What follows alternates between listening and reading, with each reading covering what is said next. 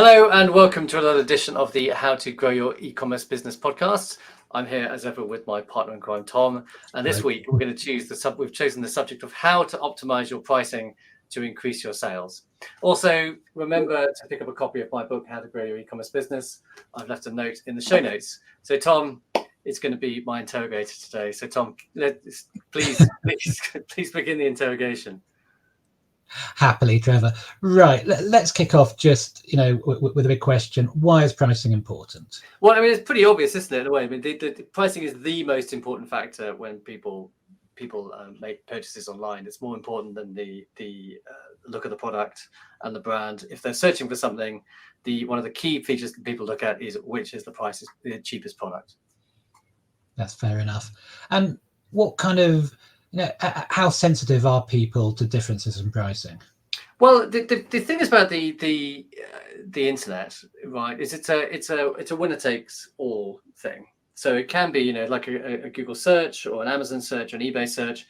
The listing that comes top will get the largest portion of the sales, so probably 5 times as much as the product below. And one of the ways that these things are ordered is by price. And you can get the difference between the top and the bottom, the first and second result can be as little as a cent or 1p. So by optimizing your pricing, just being a little bit cheaper, you can really transform the amount you sell. That sounds sensible. What are the differences between pricing if you're a retailer as compared to a brand owner? Well, I suppose it's easy. If you're a brand, and what we mean by being a retailer is somebody who sells other people's products. Mm-hmm. So you are competing against other people selling the same product, and therefore you're really only competing on price. And therefore the way to optimize your sale, one of the ways to optimize your sales is to be the cheapest. And as I say, something like Amazon, you've got multiple people selling the same product. The way that it orders the sales results is one of the major ways it does it is by price. If you are a brand owner, you are probably the only person selling that product, but you will be competing against other people selling similar products. So it's more difficult. If you're selling the same product, it's very, very easy to compare. You just take the same product, they're matched on barcode, and you just compare price. If you're selling a branded product, so your own branded product, then it's more difficult because you are competing against things which aren't quite the same. So it's a more difficult job, but pricing is still very important. Yeah, and I think sometimes we see that people that they have a brand, they have their own products, but because they're all sourced from the same factories in China, you might well get Chinese sellers who are selling almost identical products just with a different brand. It's true. I mean, you'll get. There's a lot of if you go onto Amazon or something, people all buy. You say they all go to Alibaba. They all buy the same product. They put their brand on it, so it looks exactly the same. And you just think, you kind of. I've been onto Alibaba and looked for things, and I've just seen stuff on Amazon. And it's not that you can buy a similar product; you can buy that product. It comes from the same factory. Well, I've even been into. I saw there's a brand called Baby Dan, who are a major manufacturer of baby products. And they sold their, cupboard lock or something. I went to IKEA and they were selling not a similar product, but the same product, just with the IKEA brand. So it's not just small sellers that do that; it's big brands as well. So just slapping a brand on it doesn't actually automatically differentiate it from from another product. We're getting a bit philosophical now. But it depends what you mean. But okay, so a product. I mean, in a way, what is a product? I mean, a product, in one definition, would have a different barcode. So that's how these products are matched. So on Amazon, each ASIN, the ASIN being the Amazon standard identification number. I knew that. An Amazon ASIN, so an Amazon, each product listing page has an identifier called an ASIN. You can see it on the product page. And that is that is identified by a barcode. So they are effectively identical products. So even if you have 2 products which are the same, they will, the same product, they will have different pages. But of course, a product is, now we're getting into kind of philosophy a bit, aren't we? What is a new product? I mean, it's the packaging, it's the photography, it's how it makes you feel. They can be entirely identical.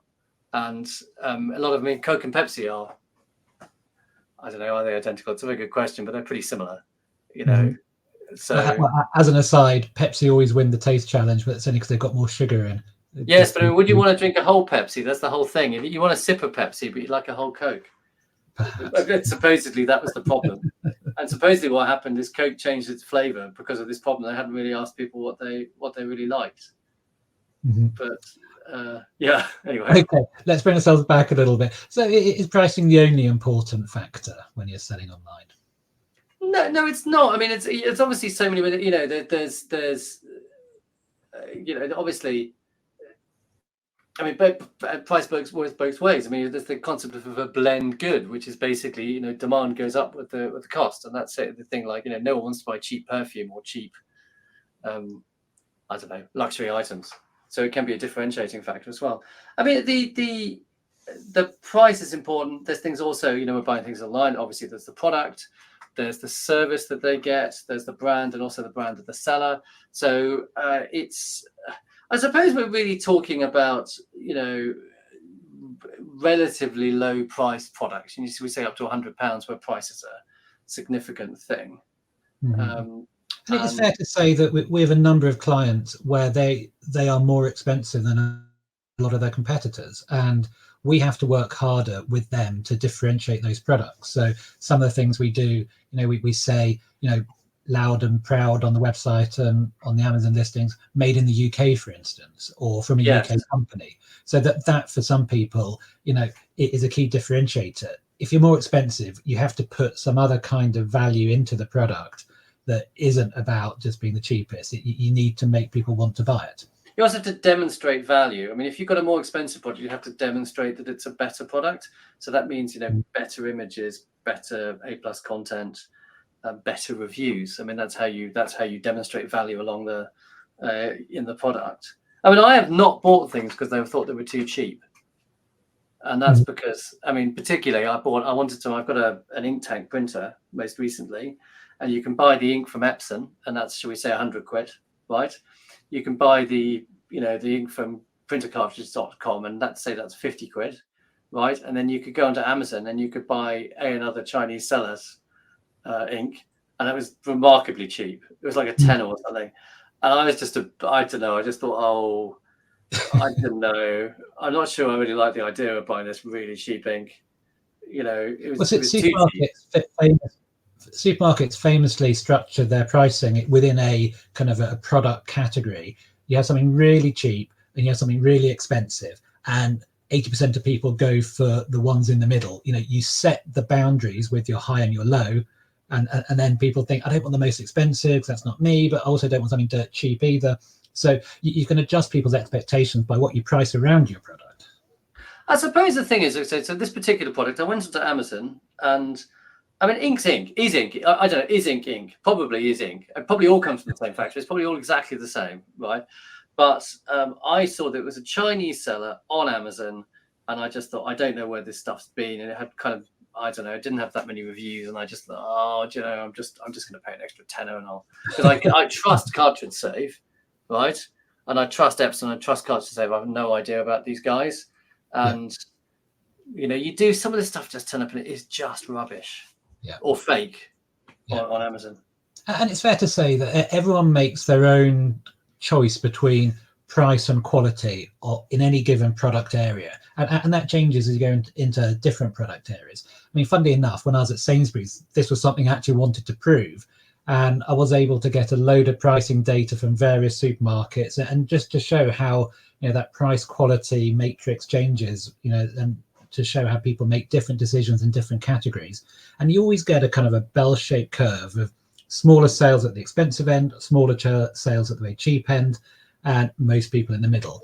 And I guess, you know, the cost of living crisis pushed people towards a cheaper end, but there's still people buying at the more expensive end. I mean, I suppose the thing is, you know, that there's, if you're your own brand, you should experiment with, you know, price elasticity and see, you know, what is the relationship between your price and your sales, and at what point, what is the sweet point? So that's something that, you know, we're going to talk about later. Let's talk about it now. You know, pricing experiments, I think, are it's very hard to know in advance how people are going to behave. So it's always worth playing around with price. And online, you can change your price absolutely at the drop of a hat. And it's fair to say that you and I, Trevor, have done what do we call them, unintended pricing Oh experiments. yes, we certainly have. We certainly have. We had a famous couple of days where we forgot to charge VAT on products. So we essentially, every product was 20% cheaper. And that allowed us to do some quite in-depth analysis. And we found that obviously being cheaper makes a difference. It doesn't make much of a difference if your price is hit. So if your price is here and other people are cheaper, if you come a little bit cheaper, you don't see much of an uplift. But we found that where we saw the biggest uplifts is where, we did come below other people, and sometimes the uplift was, 7 times. There was a huge uplift in sales. That is the thing. I mean, particularly on platforms like Amazon, where it's the person who has the featured offer or buy box that gets, I can't remember the figure, but it's most of the sales. Yeah. And you've got to be on. We'll talk about Amazon in a minute, but you do get an effect though. You've got to be slightly careful, because if you start playing around with prices, you will drop, and other people will match you. So it will go up and it'll come back down again, which is why sometimes it's a good idea just to match other people's prices and not actually go below them, because you might otherwise get in some sort of pricing war. You're going to be slightly careful, because you probably find you make more money for a bit and then you make, it all just settles down. Yeah. So that touches on, another point I want to talk about. How should you manage pricing? Should you do it automatically? Should you do it manually? Well, I'm not a believer in doing anything manually, mainly because I'm lazy. But no, I'm not lazy. It's boring. Why do it? It's just like, accept that you can't do these things manually and you don't have the time, and then just try and find an automated solution. So, I think for every platform, there are automated pricing solutions and software. They don't tend to be that. I mean, the ones for Amazon, you can pay thousands of pounds a month, or you can pay a few tens of pounds. I mean, like there's, I've used one called Channel Max, which is, I think, it's $50 a month. I mean, there's other ones which will claim to be better, and they will charge you an awful lot more. I'm not convinced they are actually better. And I mean, so pricing on Amazon examples include I can't remember, Repricer Express, and Channel Max itself is Channel Max. Anyway, it's loads of them to a search. The eBay's more difficult because you don't have the same. On Amazon, you just have a single page with everyone's offer on it. eBay, it's a search, and you have to do it it takes a lot more setting up. I think there's one called Street Pricer. There's another one called can't remember, and it doesn't work quite as well. On Google Shopping, there's Price Sync is the one I've met. Burke, nice guy that runs that. Again, it's a little bit more difficult to do, but it is worth doing. But yes, I'd always try and find an automated solution. Value your time, find an automated solution, work out the your pricing boundaries. I mean, it's particularly important on Amazon. Actually, Amazon has its own inbuilt pricing system, and that is it's free, but you have to spend some time working out what you need to set your min and max levels, and think about the inputs into your minimum levels particularly, and there's an equation you can work out for doing it, to make sure you don't sell at a loss. Very important, obvious, but worth saying. Yeah, you need to factor into it Amazon fees, VAT, cost of shipping, and a margin for yourself. You need to work back from that. So that margin is obviously key. So it's probably worth saying that these systems we've just been talking about, what they tend to do is they tend to match identical products. So if you were a retailer, you're selling the same product to someone else, it will match on barcodes. There is a difference, I think, when you are a brand owner and there aren't identical products. So some of these systems allow you to put in competitor products and allow you to match against those. We've also seen a couple of systems that say that they actually find your sweet spot for pricing. If you want to say maximize profitability or maximize sales, then it will work out what is that price point that allows you to do that. Now, we're saying AI, we all do it. AI is just the best thing. Fair to say we've never actually used any of these. In theory, they're great. I suspect they only work on products that have quite a lot of sales, so probably hundreds of sales every month. They're ruinously expensive as well. There was just, I don't know. I mean, I don't know how clever. I mean, look, I don't know. Do you really need AI with these things? I'm not sure you do. I mean, you just vary the price based on some sort of fairly dumb algorithm until you find the point that it works best. Yeah. I don't know if you need AI for that, but everything's AI. Well, AI, as you suggested, it is used as a general panacea for everything. It's Yes, it's not AI, it must be AI. amazing. Yeah. Okay. What about shipping? That's obviously part of the price equation. How does that work? I'm okay. There's different ways of looking at this. So I'm a fan of free shipping because, as in, I don't mean free because obviously it has to be paid for. So you include it in the price, right? It makes it easy to understand. Every single order will be profitable if you work it out properly because you're including the shipping. The conversion rate will improve because people know the price before they get to checkout, and it's it's an altogether easier system. I mean, the problem you get where it doesn't work, free shipping, or works less well, is if you've got items where it's a low value item. So if you're selling something which is less than £10, $10, just taking a UK example, if you've got an item which is a parcel in the UK, it costs about £3 to ship it, give or take, right? Standard shipping. If you're selling an item which is £5, which it would normally be £5, therefore it has to be, 8 or something, right? So it makes it look a lot more expensive. And in fact, generally, free shipping makes items look more expensive, which in some cases might be good because you're trying to please a supplier who wants you to, toe the line on the RRP as in the retailer recommended price. So if you're selling lots of, another thing that people do is they say, okay, free shipping over an amount of money, 30, 50, £100. That's good from the point of view, it encourages larger basket sizes. But then what you'll find is, maybe, what we found in the past is the conversion rate was lower. So it kind of depends. It also depends on what the competition is. If you've got loads and loads and loads of competition with something, I think free shipping is better. If you've got something where you don't have to go and scrabble around for customers, then you can charge shipping and get away with it. I mean, obviously, we've certainly seen that free shipping improves your conversion rate.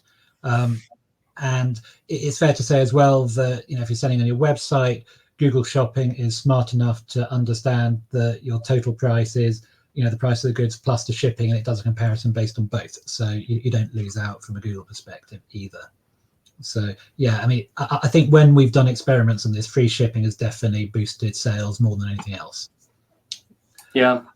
Shall we talk then a little bit more in detail about Amazon, about how pricing works on Amazon? Let us do that. I love talking about Amazon. Let's do that. Okay, we can see that now. So if we look at on the Amazon page, we have the so-called featured offer on the right-hand side. So this is a product here I picked up called This is Freddy the Firefly, very popular little toy. What this is, loads and loads of people sell this. You can buy it in markets, stores all over the world, right? And they will sell to pretty much anyone. So if we look down at the bottom, you'll see there's other sellers on Amazon. And if we click that, it'll bring up a list of the sellers, and you can see they've all got different prices. And this one, the one which appears on the main page, which is normally Amazon, because they like to favor themselves, not a monopoly or anything, honest, just naturally happened like that. That is known as the featured offer. And there's a number of factors that go into the featured offer. One is the price, major factor, but not the only factor. The seller's performance. So Amazon will obviously always give themselves a perfect score, even though of course they don't. The fulfillment method used, also features in. So they prefer things which are sold, Prime eligible, sold by Amazon. So in order to get a shot at being this featured offer, which will get, I don't know the figure, probably 80% of the sales, if not more, you need to be within kind of 5% of the featured offer at any one time. So that otherwise, so for a product where you're not in that kind of ballpark, you're not going to sell very much. Yeah. So there's multiple ways you can do this. Amazon has its own inbuilt pricing automation where you set a min and a max value, and you basically say, make me a percentage cheaper than the current cheapest, or make me a 1 cent cheaper than the current cheapest. It's not that it's free. There are other tools which are more sophisticated where you can do things like say, okay, exclude this seller, or you can do all kinds of fancy things. The problem with tools like Channel Max is they had about 100 rules, and it was very hard to know which ones were important and which weren't. That's a problem with e-commerce things in general, actually. It's very hard to know what actually makes any difference.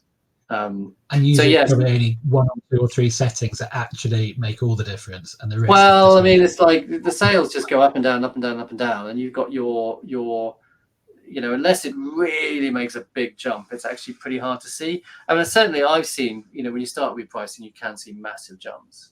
I mean, it tends to level out because, of course, it's not, then everyone else will change their prices as well. Unfortunately, the way that these platforms work is that it encourages everyone to drop their prices to the absolute minimum, and only Amazon makes any money. But which is why it's really hard to sell branded goods on Amazon, because anything where you're competing against big players, you won't make much money.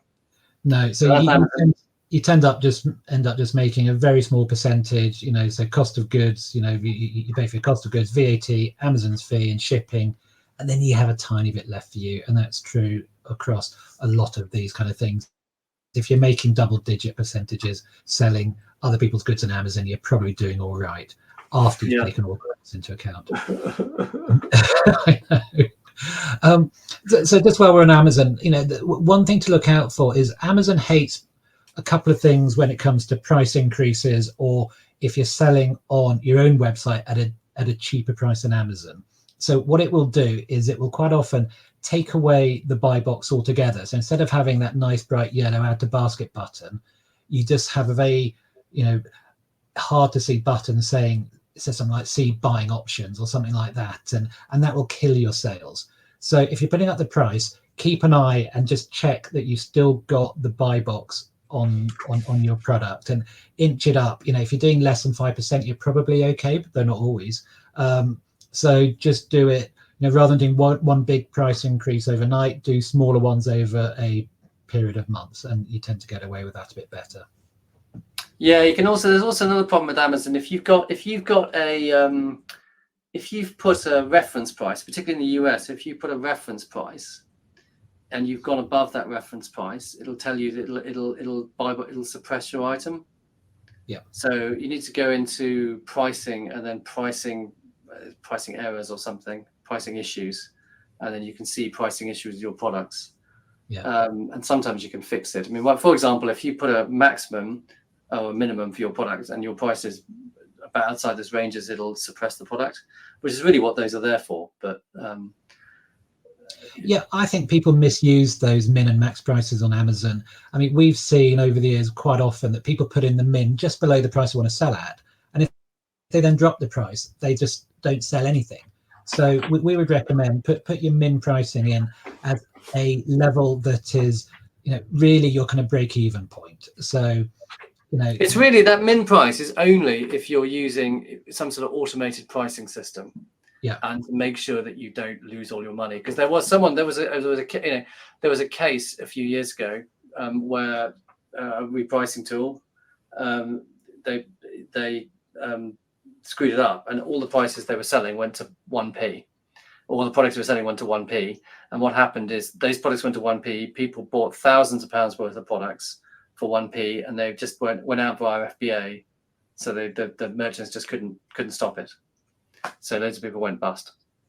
So that's what that's for. It's to stop things like that happening. Yeah. And I mean, the maximum price is just theoretical. Apart from around COVID, where what happened is that people started buying just about anything at any price, and so I was selling small boxes of chalk at the time, which were, and they were, let's say they were £3, right? So the minimum price, I said, the minimum price is like £1 or something, and the maximum price, and I thought, let's do 3 times the seller price, the main price. Let's put £9. Normally you'd never get there. But what was happening during COVID is everything was selling out, and everyone was selling out apart from us.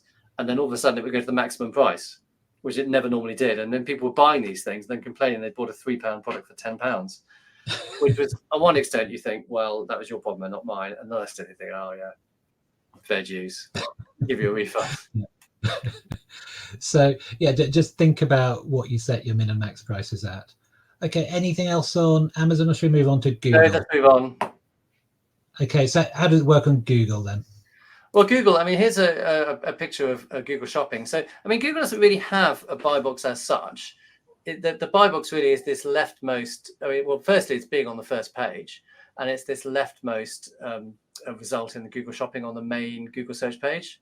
So there are tools out there which will compare your product against products with similar barcodes or other ways of comparing it, and then we'll try and make you slightly cheaper or make your offer slightly more attractive, so you get an attractive position. But there's no, I mean, Google, it's hard to do. I mean, you can certainly get better positioning, but it doesn't work that well. But yes, I mean, Price Sync is one which will do this kind of job. Mm-hmm. And as we said, Google does take into account the cost of shipping as well. So yes, if we look at the shipping tab, we can see down here. Then you've got, I mean, these are the paid for listings at the top, and then you've got the sponsored listings, and down at the bottom it'll have the free listings. And if we look at something where there's multiple things, let's look at Freddy the Firefly again. Freddy the Firefly. We can see that you'll see there's multiple. Compare prices from 10 shops here, and it'll list them in terms of here we've got item price and then we've got total price. I think it does this listing in terms of it's a bit opaque. I think Google has its own way of doing it based on, I think it's performance and performance of the listing in terms of reviews and also the various other factors it takes into account, which price is one of them. Yeah. Okay. What about eBay? How does that work? eBay, similarly, it's got, and if we just search for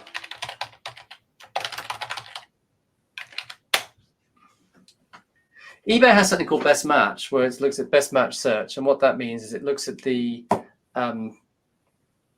it looks at the historical performance of the listing in terms of the how many people have bought that listing from this seller, what was the conversion rate, etc. And that's how it and what's the price, and that's how it orders it. So you can actually, I mean, if we look here, someone here's got a price of $15.99 is above this one of $14.90. That seller has got more reviews, got 100% reviews, and this one's got 98.4% reviews. So it is based around pricing, but it's not entirely based on pricing. So with all these systems, you need to have a really good level of service and also have competitive pricing in order to get good positions. So another thing is that you need to submit the information to Google, which will help you, or any of these systems, which will enable people to find your listing. So for both Google and eBay, that would be obviously the product details, but also the barcode, the EAN, when it's called the EAN in the UK or in the EU, European article number, and in the US it's the UPC. But if you submit that, it enables these systems to group the products together and then help you appear in those comparisons. Okay, excellent.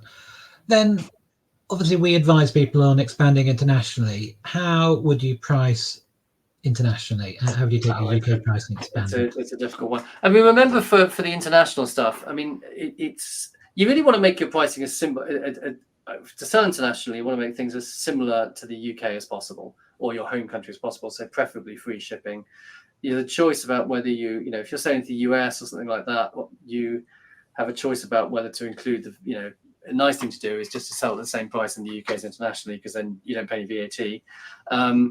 Ideally, you want to make it duty paid when you deliver as well, because people don't like those, don't like surprises.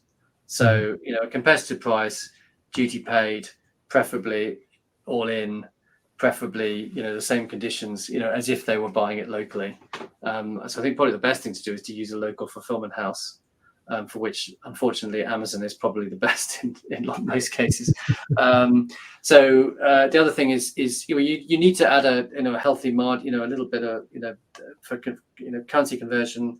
You need to that fluctuates. So you need to give yourself a bit of headroom there. And remember also, there's probably hidden fees you haven't thought of. So if you sell internationally, and particularly something like PayPal, or any of these systems, they will sometimes will put on extra international fees which are quite hidden. So Amazon, PayPal, if you sell on your website using PayPal, they'll charge you, I think, an extra 1 or 2% on top of your normal fees if you sell internationally, and then you can only remit in your as in withdraw in your local currency, and they give you a terrible rate. So it's the other thing. It's there are hidden costs, so you do need to add a bit of headroom to the price. And also remember, customer service is more difficult, and you will lose more things. Yeah. So it's fair to say Shopify use a very advantageous conversion rate to them, advantageous to them rather than you when they are translating your overseas earnings back into the UK. I mean, it's one of the costs of having to use Shopify, which is otherwise an excellent system, but it's just something to be aware of.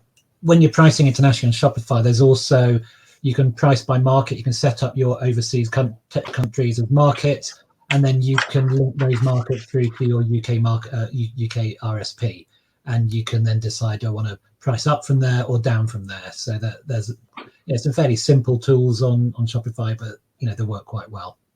Yeah. Right. What else to talk about? I guess promotions is a key part of pricing, isn't it? I spent a few years working in the supermarket industry, and you had Asda on one hand, which is very similar to Walmart for those of you in the States, who talk about everyday low pricing. So every day they're as cheap as they can be. And then you had players like Safeway, who are now defunct. They were bought by Morrison's, but they used to do what was called high-low pricing. So they'd be quite high some of the time, and then they do really dramatic promotions to create some theatre and in-store. I think online, it feels like people are much more like Asda. As you were saying, being competitive in pricing just doesn't allow you to do that high-low pricing. So you have to be competitive for most of the time. Unless you can get really great deals from your suppliers. Yeah. I don't know. The internet is like an everyday sale. I mean, every day is a sale on the internet. But that said, I think it's very hard for retailers selling other people's products to do good promotions. But I think if you are a brand owner and you've got margin in your product, then I think doing promotions can be quite advantageous. And a number of our clients will do promotions and see very big uplifts in sales. So I think it can be worth doing, especially if you are in a competitive category and want to create a bit of noise. You can advertise your promotions on Google, so you can tell Google that it's a promotional price, and then it'll be marked up. So then you get more traffic from Google. On Amazon, you can do either Amazon deals, which are, you have to be invited to do it by Amazon. It's only your better selling products that do it, but they can be quite effective as well for a few products. Or you can do just a standard Amazon promotion, and you can put any level of discount in, or buy one, get one.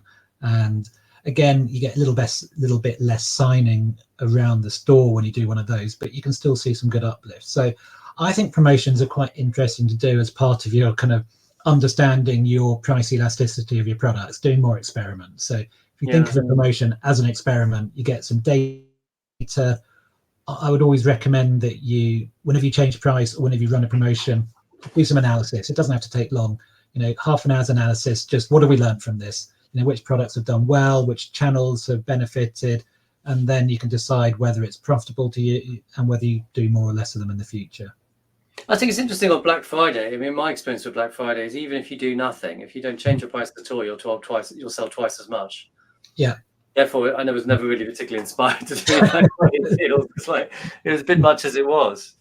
Well, it's funny. I mean, we had Prime Day just last week, so the October Prime Day, and looking across our clients' Amazon accounts, that one of our clients saw sales go up on the 9th of October, went up by 2.5 times compared to the rest of the week, whereas on one of our clients it actually went down on that day. So I think you need to understand how your products do, because every product's different, and I think there's a difference between products that you must have, that you need, versus products that you want. So, Tom, the one that went down, is that the one that sells? Is that the client that sells stuff which is less glamorous than the one that went up? Yes, they sell healthy, health-related products. It's assisted living products for older people. Yeah, not the kind of thing that people are getting excited about on Prime Day. No, I'd say. But then, I mean, we've got a client that sell kind of household products. They're not sexy. It's kind of thing you need rather than want, but they see big uplifts over these busy Amazon selling days. So you really need to understand how your product does. So how does your product range compare to the average for Amazon? What happens if you don't promote on Prime Day or Black Friday, Cyber Monday? What happens if you do? And you need to do those experiments and build up your knowledge. And every single product range is different.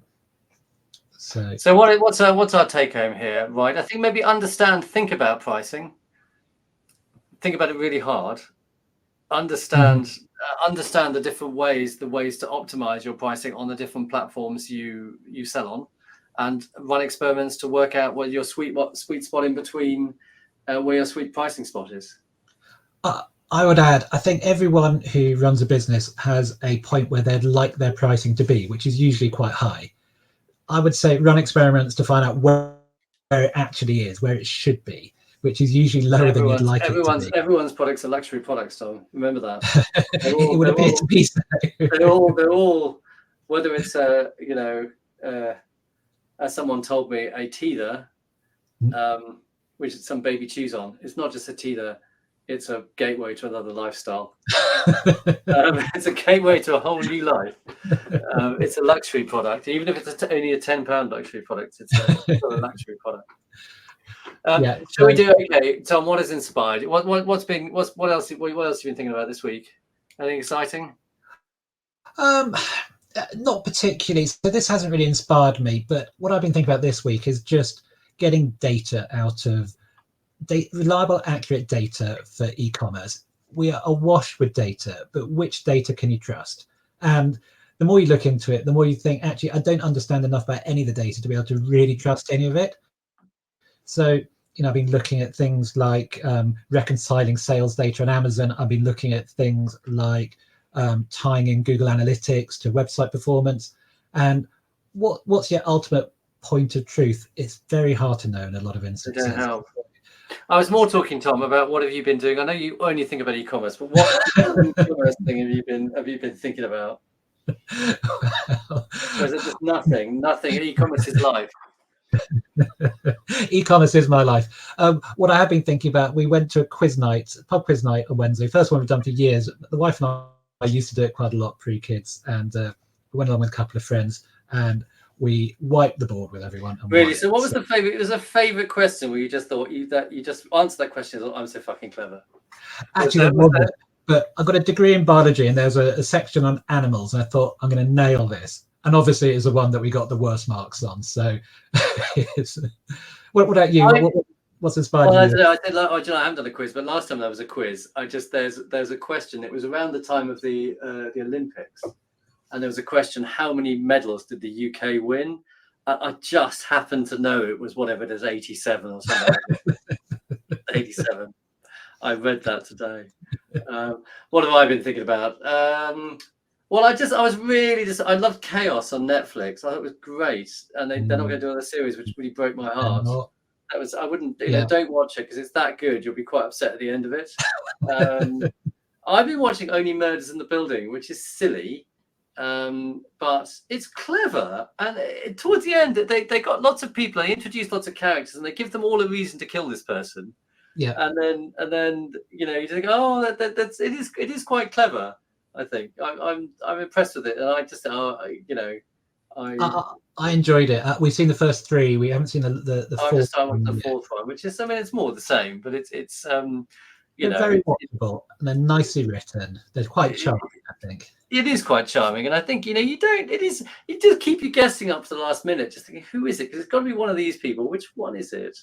Yeah. And I suppose they don't really give you enough. They don't give you any. There's no way you could guess. But I didn't want it to be Mel. I didn't want it to be Mel Streep, and it wasn't Mel Streep. So I was pointing to her for quite a long time. So yeah, it was. Yeah, but the fact it was pointing to her probably meant it wasn't her. Because I think anyone it points to, it's not them. Yeah, for me, it's a nice change of speed for my wife's Korean dramas. Korean dramas, and what does she watch? That zombie one set in the high school. Yes, we have seen that. I have a theory that no one in Korea can run without falling over. Which when there's blood and brains on the floor, it's probably quite hard. I watched a little bit of that. I might have seen enough zombie films. I've seen a lot. I've seen quite a few Koreans. The Last Train to Busan. That's a good Korean zombie movie. That's quite good, actually. I might have seen enough. Like Batman. I've seen enough Batman. I don't need to see any more Batman ever. I've seen that. Anyway, let's go. We probably veered far enough away from Yes, indeed. Until next week. Toodle pip Tom. Until next week, speak then. Bye.